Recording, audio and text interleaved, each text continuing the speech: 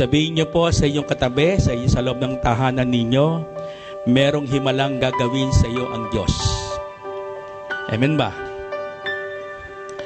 Ngayon po ay nakakatatlong linggo na po tayong tinatawag nating community quarantine, no? And then, i-update po natin, yung nakaraan linggo ay nagkaroon po tayo ng mga biktima ng coronavirus sa Pilipinas na 1,150. Ngayon po ay nasa 3,094 na po. Ibig sabihin, parami ng parami po, no, sa bansang Pilipinas. Hindi tayo nananakot, pero makikita po natin na sa isang araw ay 200, no? Almost 200 ang nabibiktima po ng coronavirus. Ako po naniniwala, unti-unti ito pong crisis na ito, the global crisis na ito, ay matatapos na po. Amen ba? Alam niyo po, sa crisis na nangyayari po sa Pilipinas, ito pong tinatawag na global virus. Marami tayong mga katanungan. Tayo pong mga Krisyano ay may mga tanong. Ang tanong po natin, bakit kaya nangyari sa atin ito? Another tanong, tinatanong natin, alam kaya ni Lord ang ganitong mga pangyayari?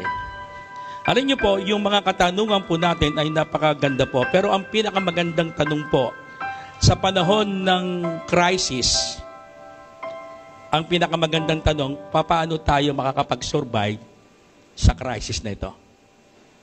Kasi po ito pong crisis na ito, ay ang buong mundo ay nabigla. Kahit na ng mga mayayaman na bansa, sila po ay walang handa. Hindi sila nakahanda, ito pong tinatawag nating global virus na nangyari po sa buong mundo. Kaya mahalaga po tayo po mga Krisyano, nandito na po yung tinatawag nating global crisis o global virus. Dapat ang tanong natin sa harapan ng Diyos, paano ba nating masosurvive ang ganitong crisis? Kaya ang title na pag-uusapan natin ngayon, COVID-19, Principles of Victorious Christian in Time of Crisis. Sa Bible po, kung makikita po natin, every time na meron pong crisis, ito man ay matinding crisis o mahinang crisis o mga problema, meron pong tinatawag na principle para mapagtagumpayan po natin ang lahat ng uri ng mga problema o tinatawag nating crisis. Pag-usapan po natin sa buhay po ni Apostol Pablo in the book of Philippians chapter 4 verse 13. Open your Bible. Pag-uusapan natin ang buong aklat ng Pilipos of the book of Philippians. Sabi po dito in Philippians chapter 4 verse 13, I can do all things through Christ that strengthen me. Sa wikang Tagalog, ang lahat ng ito ay magagawa ko dahil sa lakas na binibigay sa akin ng Panginoon. Tayo po yumuko. Tayo po yung manalangin. Kausapin natin ngayon. Magkapit-kapit kamay po tayo sa tahanan po natin. Kausapin natin ang banal na Espiritu Santo sa oras na ito. Kausapin natin ang Holy Spirit. Hallelujah, Lord God Jesus. We will worship you, Holy Spirit. Good morning, Holy Spirit. Good morning, Father God. Good morning, Jesus.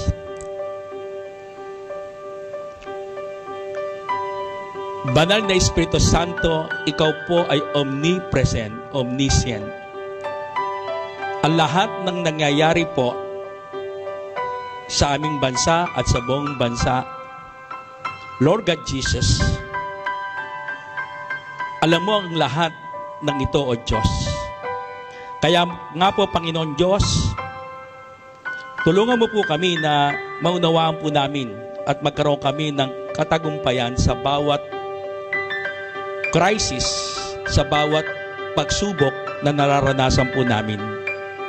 Hindi lang po kami, kundi ang buong mundo ay nakakaranas pong ito. Wala pong mayaman, walang mahirap, walang bata o matanda. Kaya nga po, Panginoon Diyos, hayaan mo, balutin mo po kami ng iyong banal na dugo, Panginoong Yesus. Naniniwala po kami sa oras na ito, sa aming pakikinig ng iyong salita. Magkakaroon po kami ng katagumpayan sa panahon ng matinding crisis na ito, Panginoon. Lord God, hayaan mo, Panginoon, bigyan mo kami ng tapang, ilayo mo kami sa lahat ng uri ng mga negatibong nangyayari sa aming bansa, sa aming kapaligiran, O Diyos. Lord God, naniniwala po kami,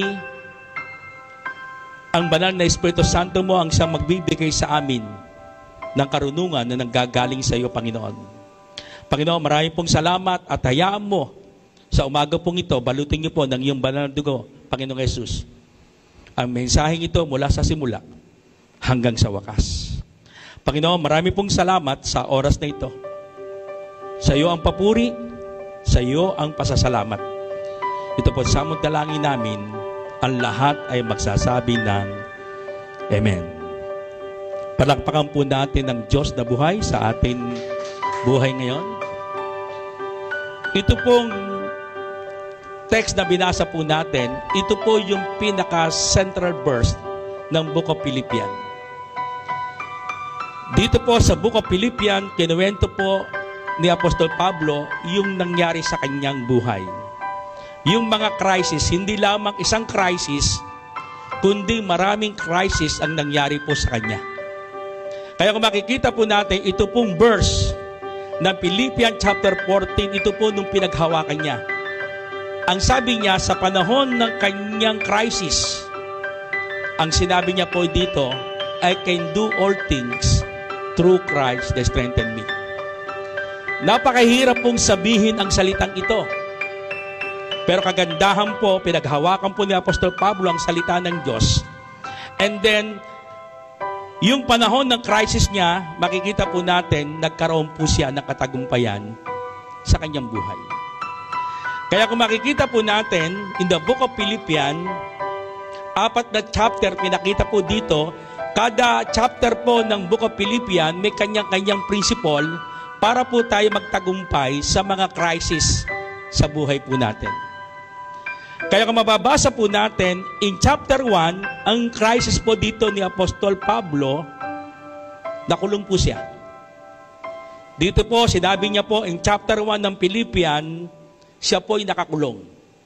Pangalawa po, in chapter 2 ng Philippians, makikita po natin ang mga Krisyano po doon sa Philippians ay tumututol, nagreklamo, and then sabi po dito ni Apostol Pablo, hindi sila nagiging ilaw ng sanlibutan. Matinding problema po ito. And then pangatlo po, in chapter 3, nabalitaan niyo po mayroong mga false teacher na sumasalungat sa ebanghelyo ng Diyos. Imagine, si Apostol Pablo nakakulong, wala siya doon sa Pilipos, meron pong mga false teacher na against sa gospel of God. Ika-4 na crisis, kung makikita po natin at mababasa po natin, nandito po yung nag-aaway na dalawang babae. And then rekta niya sinabi, sabi dito, kailangang magkaroon kayo ng reconciliation. Si Apostol Pablo dito po sa Book of Philippians, siya po ay nakaranas hindi lamang isang crisis, kundi 4 na matitinding crisis po. Katulad po nakaraang linggo, katulad ni Joseph the Dreamer, hindi lamang isang crisis, 6 na crisis. Pero kagandahan, pag pinag-uusapan ng salita ng Diyos, anumang mga crisis, anumang mga problema o mga hardship sa buhay po natin, sa pamagitan po ng salita ng Diyos ay meron pong katagumpayan. Ako po naniniwala 100% lahat ng mga crisis na nangyayari po sa atin ngayon ay meron pong katapusan. Amen ba?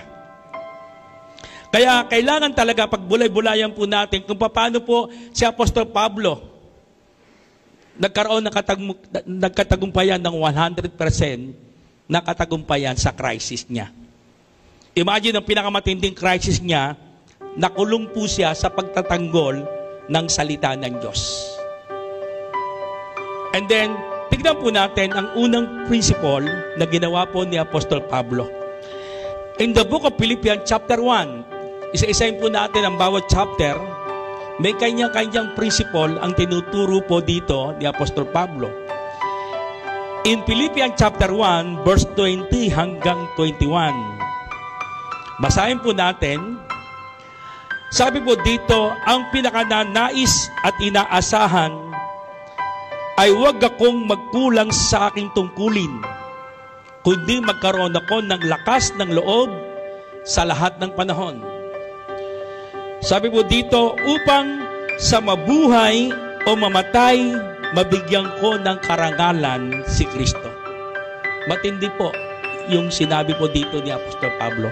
In verse 21, sabi po niya dito, sapagkat para sa akin si Kristo ang buhay, at dahil dito kamatayan ay pakinabang.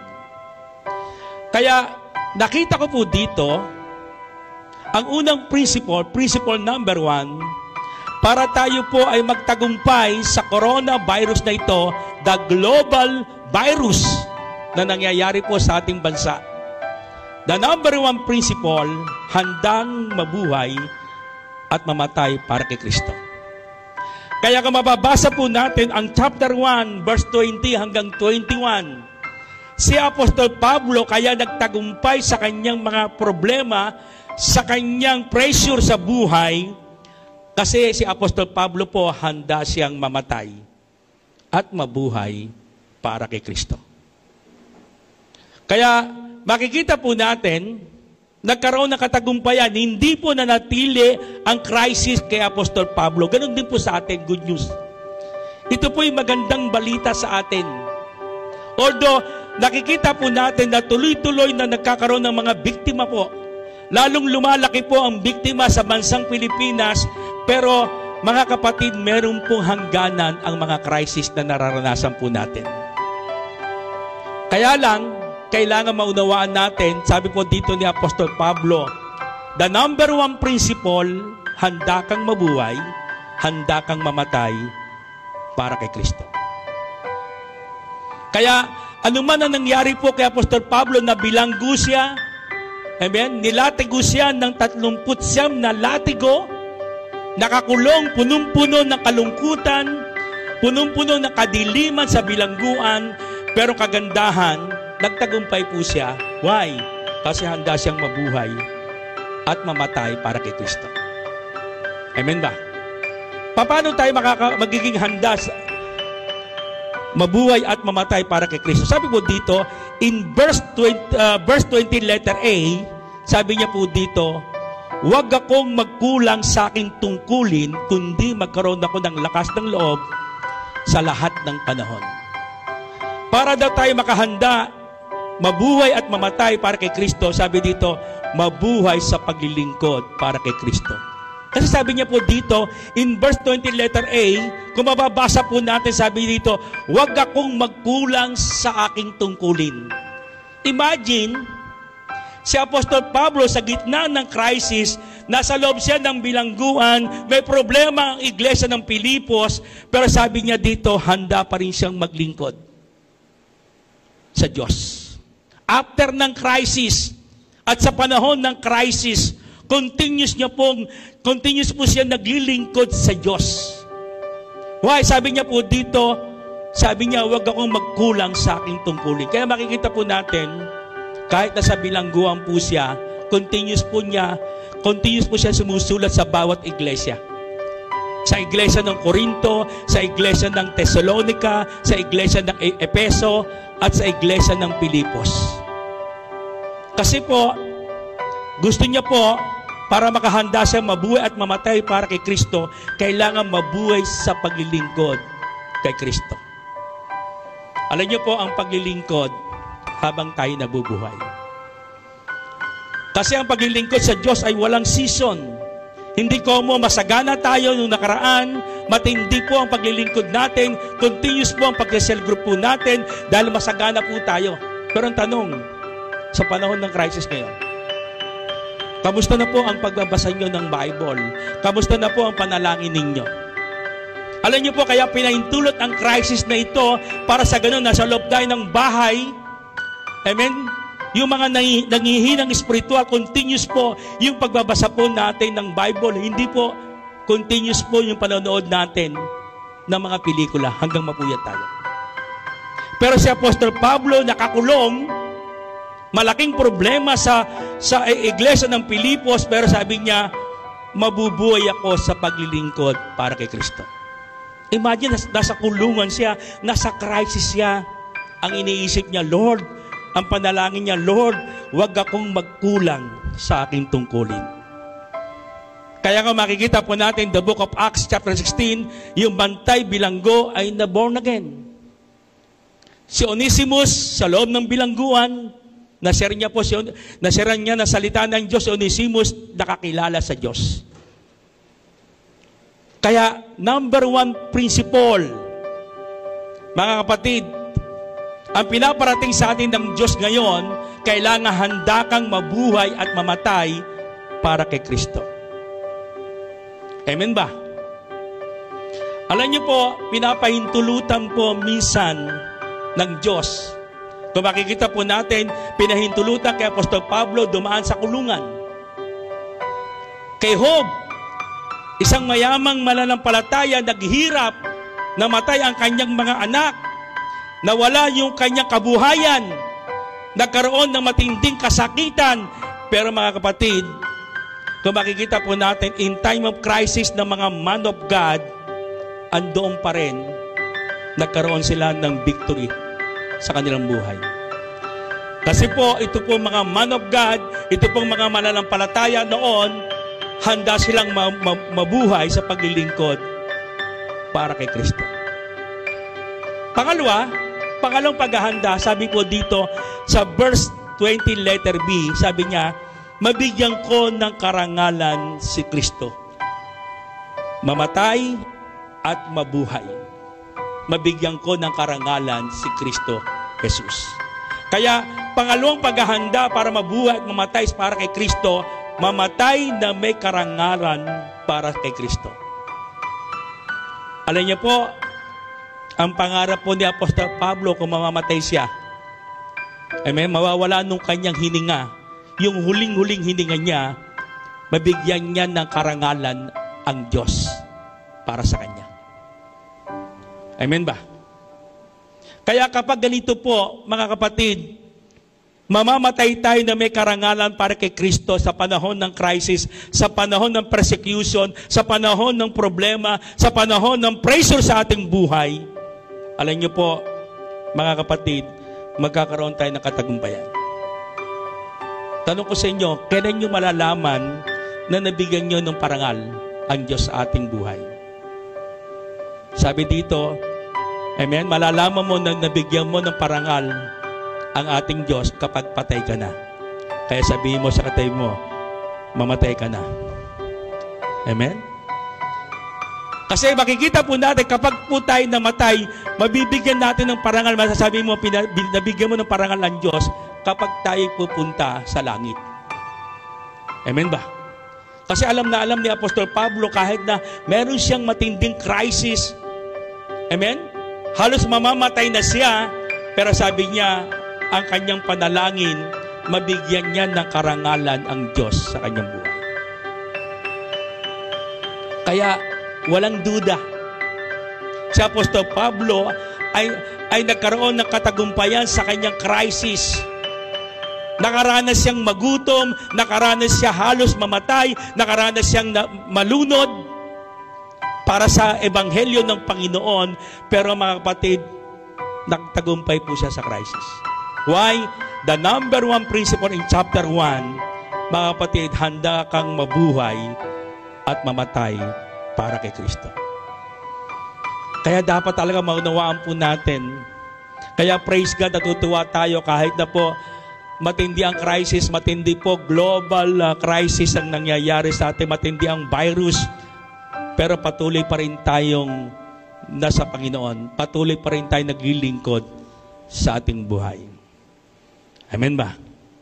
Sabihin mo sa iyong katabi, sa loob ng bahay ninyo, mapalad tayo. Amen. Palakpakan po natin ang Diyos na buhay.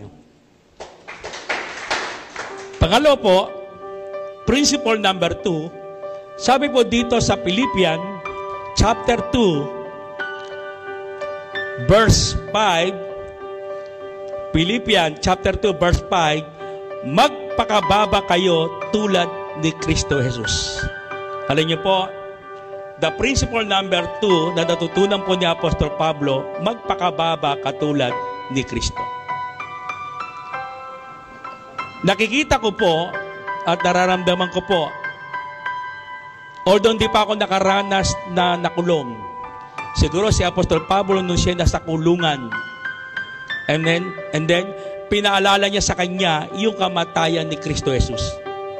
Kasi sa chapter 2 makikita po natin, ipinakita ng Diyos kay Apostol Pablo yung paghihirap ni Kristo Jesus sa bundok ng Kalbaryo. Kaya nga, kung makikita po natin in Philippians chapter 2 verse 5, nung pangalawang principle, kailangan po sa panahon ng crisis, sa panahon ng hardship po natin, sa panahon ng pressure sa buhay po natin, sa panahon ng problema sa buhay po natin, kailangan magpakababa katulad ni Kristo. Alam niyo po, minsan blessing po ang crisis kapag meron tayong mga problema, lalo tayong nagpapakababa sa Diyos.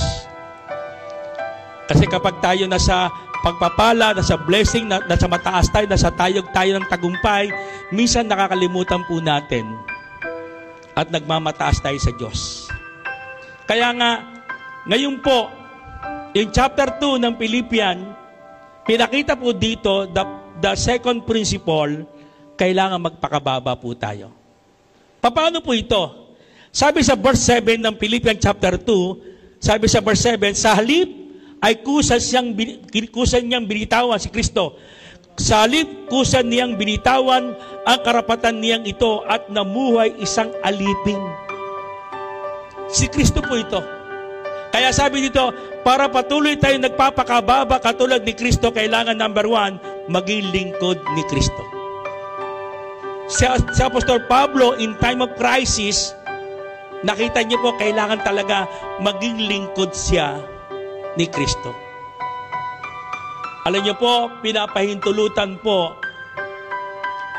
ang mga ganitong mga hardship, mga persecution, mga crisis, hindi para malaman ng Diyos na mahina tayo. Kaya po pinapahintulutan ng Diyos ng ganitong mga crisis para sa ganun malaman mo na merong isang Diyos na malakas, na merong isang Diyos na tutulong sa atin, na merong isang Diyos na maghihimala at mag-aalis ng coronavirus ito. Amen ba? Kaya sabi dito, kailangan yung pagpapakababa katulad ni Kristo, maging lingkod tayo ni Kristo. Kailangan talaga continuous po yung ating paglilingkod kay Kristo. Alam niyo po, paglilingkod kay Kristo, wala pong season. Kahit na po tayo nasa kasaganahan maglingkod, kahit na po tayo nasa mga crisis, kailangan tuloy-tuloy yung paglilingkod po natin. Kaya pangalawa, mga kapatid, ito pong crisis ito, pababaan tayo. Kaya sabi nga po, wala pong mayaman, wala pong mahirap. Lahat po pwede pong dapuan po ng virus. Walang matalino, walang bobo, lahat po pwede pong madapuan ng virus. Kaya pangalawang principle, magpakababa katulad ni Kristo. Pangalawa, ano pa? In Philippians chapter 2 verse 8, sabi siya ay nagpakababa at naging masunurin hanggang kamatayan, hanggang kamatayan sa krus. Alam niyo po, in verse 8 ng Philippians chapter 2, sumunod ng buong puso para kay Kristo. Kung paano si Kristo Jesus, siya ay nagpakababa at naging masunurin siya sa kanyang Ama, sa ating Amang Diyos, hanggang kamatayan po. Kaya kailangan, kung gusto po nating magpakababa katulad ni Kristo, sumunod tayo ng buong puso para kay Kristo. Alam niyo po, hindi natin makokontrol ang reality. ng virus na ito. Pero, kaya-kaya nating kontrolin ang reaction na ito. Amen ba? Kaya kailangan talaga sumunod tayo ng buong puso kay Kristo, sumunod tayo sa pinapagawa ng gobyerno para sa ganon, mga kapatid, makaligtas tayo sa mga virus na ito. Kaya nga, kailangan, mga kapatid, sa panahon ng ating mga crisis ngayon, kailangan magpakababa katulad ni Kristo. Alam ko po, naniniwala, marami po dito tayo nagiging humble. Patuloy na tayo po'y nagpapakababa, and then yung mga nagkakasala sa atin, pinapatawad natin. Why? Ito ang panahon na kailangan continuous tayo, tuloy-tuloy yung ating kababaang loob na katulad ni Kristo. Sabi ko nga, hindi kalooban ni Lord na magkaroon ng virus sa buong mundo. Amen? Pinahintulot niya ito. Para sa ganon, ang lahat ng mga anak ng Diyos ay patuloy na nagpapakababa. Kailangan po mataas. Ang mataas lamang ay walang iba kundi si Kristo. Kaya sa kapanahon po natin ngayon, wala pong mayaman na church. Wala pong mahirap na church. Kasi lahat po walang actual na fellowship sa bawat church. Lahat po tayo ay nagpe-fellowship sa loob ng bahay po natin. Amen ba? Kaya ito pong mga crisis na ito, alam mo mga crisis na darating sa atin, huwag tayong matakot. Kailangan continuous po na magpakababa tayo sa Panginoon, and then talagang patuloy po tayo sa ating Diyos. Tingnan natin yung pangatlong principle. In Philippians chapter 3, verse 14, nagpapatuloy nga ako tungo sa hangganan upang kamtan ang gantimpala ng pagkatawag sa akin ng Diyos sa pamagitan ni Kristo Jesus, ang buhay na hantong sa langit. Alam niyo po, principle number 3, principle of victorious Christian in time of crisis, sabi po dito, magpatuloy sa layunin ni Kristo. Hindi como merong matinding crisis ngayon, may mga virus ngayon, hindi ka na magpapatuloy sa kay Kristo. Iba po si Apostol Pablo. Si Apostol Pablo, sa panahon ng crisis, pinagpatuloy niya yung layunin sa kanya ni Kristo. Dapat ganoon din po tayo. Ano po yung layunin? Ano po yung purpose ni Lord sa ating buhay? Dapat po, mga kapatid, hindi hadlang yung mga crisis na nangyayari sa ating buhay. Kailangan tuloy-tuloy po yung purpose sa atin ni Kristo. Yung pagkatawag po sa atin. Ano pong ginawa ni Apostol Pablo po dito? Sabi dito, in verse 13, mga kapatid, hindi ko pinapalagay na natupad ko na ang mga bagay na ito. Ang ginagawa ko ngayon, nililimot ang nakaraan at sinisikap makamtan ang hinaharap. Alam niyo po, para magpatuloy tayo sa layunin ni Kristo, kailangan paglimot sa mga nakaraan. Ito na ang time. Sa panahon ng COVID-19, sa panahon ng crisis, kailangan limutin natin ng mga nakaraan sa ating buhay. Ito man ay negative, ito man ay positibong nangyari sa atin, sabi ng Bible, kalimutan natin ang mga nakaraan sa ating buhay. Ano mang mga kabiguan mo sa buhay, iniwanan ka ng iyong girlfriend, boyfriend, iniwanan kang mag-isa, nagkaroon ka ng matinding problema sa nakaraang buhay mo, kailangan, sabi po dito, limutin mo ang iyong nakaraan. Kasi kapag hindi mo nalilimutan ng nakaraan mo, hindi mo kaya magpatuloy sa layunin ni Kristo. Kasi gusto ni Lord, wala tayong dala-dala. Kaya lahat ng mga dinadala nating mga kabigatan, sabi sa Matthew 11:28, lumapit kayo mga napapagal at nabibigatan. Amen?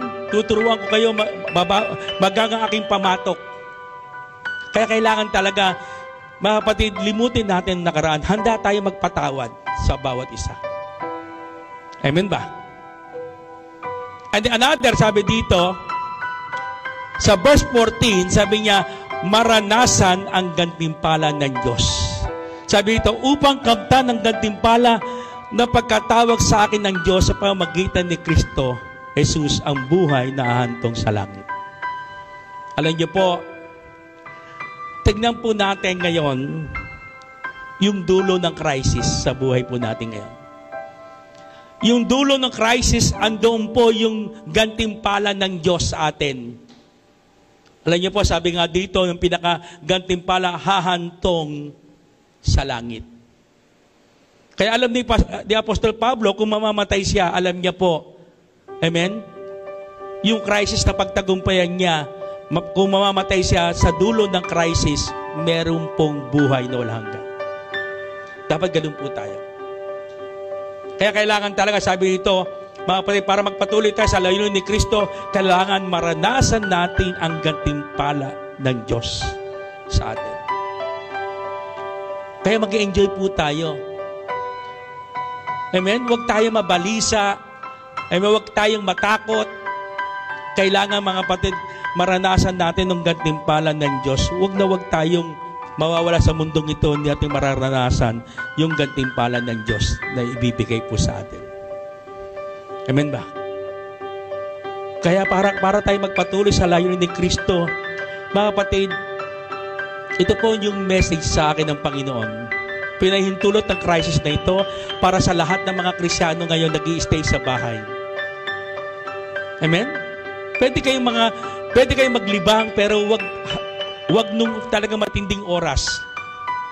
Kalimutan natin talaga yung oras na maglaro tayo sa computer, yung mga games.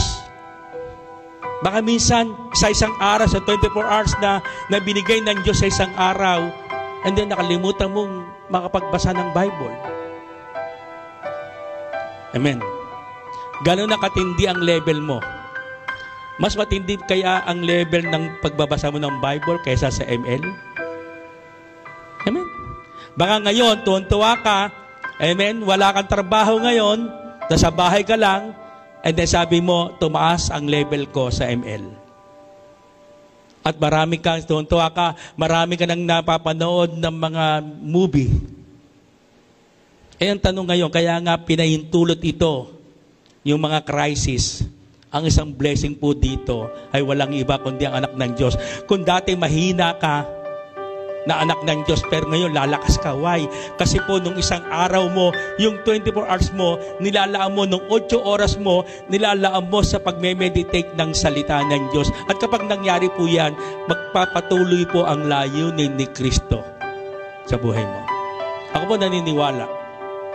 Ramdam ko po kay Apostol Pablo, nasa gitna po siya ng kulungan, nasa bilangguan siya, nasa gitna po siya ng mga persecution, nasa gitna po siya ng mga trials sa buhay niya, mga hardship sa buhay niya.